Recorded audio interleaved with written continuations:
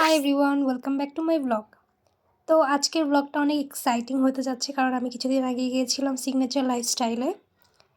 তো ওখানকার অনেক সুন্দর সুন্দর কালেকশন আজকে আপনাদেরকে আমি দেখাবো। যাওয়ার পর আমি যা যা দেখেছি সবগুলো আপনাদের সাথে শেয়ার করব আজকে। আমি রিসেন্টলি অনেক দিন যাবৎ ব্লগ আপলোড করতে পারিনি, কারণ আমার শরীরটা তেমন একটা ভালো ছিল না, কিন্তু আবার এখন থেকে রেগুলার হওয়ার ট্রাই করব। তো এই তো আমি রেডি হয়ে চলে যাচ্ছিলাম সিগনেচার লাইফস্টাইলে যাওয়ার জন্য।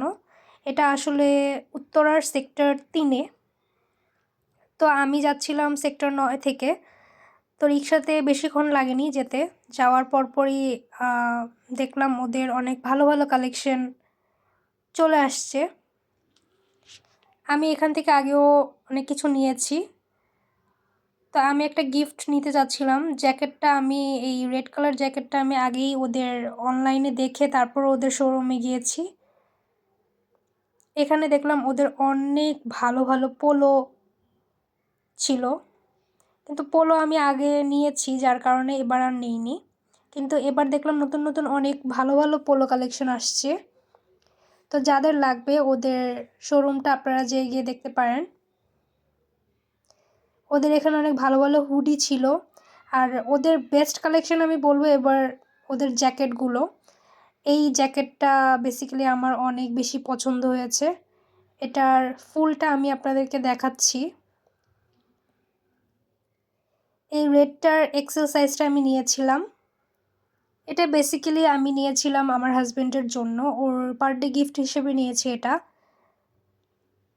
এটা আসলে বাইরে পাঠানো হবে, যার কারণে আমি খুব ভালোভাবে চেক করে নিচ্ছিলাম যাতে কোনো প্রবলেম না থাকে।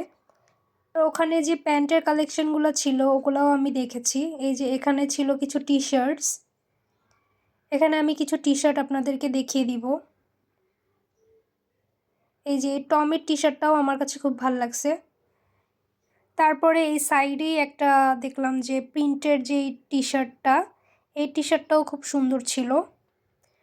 এই যে আমি দেখিয়ে দিচ্ছি আপনাদেরকে, এটা কালার কম্বিনেশন খুবই ভালো ছিল। এখানে অনেক ধরনের টি শার্ট ছিল আর অনেক ভালো পোলো ছিল। এটা সিকেট ছিল, এটাও ভালো লাগছে আমার। যদিও আমি নেইনি এবার এগুলা, কারণ আমি শীতের জন্য জিনিসপত্র দেখছিলাম। এগুলো এই যে বসের যেটা দেখছেন এটা আমি আগের বার নিয়েছি একটা। এখানে অনেক লেদারের জ্যাকেটও ছিল। এই ব্ল্যাক কালার জ্যাকেটটা আমার খুব ভালো লাগছে। তাইরই দেখলাম যে ওদের ভালো ভালো কিছু ব্লেজার কালেকশন তুলেছে। এই যে এখানে ওদের ব্লেজার কালেকশনগুলোও মোটামুটি ভালোই ছিল, কিন্তু আমি বলবো ব্লেজার কালেকশনগুলোর থেকে আমার কাছে জ্যাকেটের কালেকশনগুলোই বেশি ভালো লাগছে। এখানে কিছু শার্ট ছিল, যেহেতু হাফ হাতা শার্ট আমার হাজব্যান্ড পরে না, সো আমি এগুলো তেমন একটা দেখিনি। এই যে এই গেঞ্জিটা আমার কাছে খুব ভালো লাগছে। তারপর এখানে কিছু ফুল হাতা গেঞ্জি ছিল, এখান থেকেও একটা নেওয়া হয়েছে। যে ফার্স্টে আমি আপনাদেরকে দেখালাম যেই টি শার্টটা, ওইটাই আমি নিয়েছি ফুল হাতা। তারপরে এখানে কিছু প্যান্টসের কালেকশন দেখলাম। এখানে আসলে আমার কিছু 6 পকেটের প্যান্ট দরকার ছিল, কিন্তু আমি এখান থেকে নিইনি, কারণ ওদের যেই 6 পকেটের প্যান্টগুলো দেখলাম যে খুবই পাতলা আর কি, এগুলা শীতের মধ্যে ক্যারি করতে পারবে না, যার কারণে আমি এটা নিইনি। এই যে এখানে কিছু জিন্সের কালেকশন ছিল, কিন্তু জিন্স প্যান্ট আমি অলরেডি অনেকগুলো নিয়েছিলাম, যার কারণে আমি আর নিইনি। এই তো শপিং ডান। তারপরে আমি গিয়েছিলাম বেঙ্গল মিটে ওই দিনই।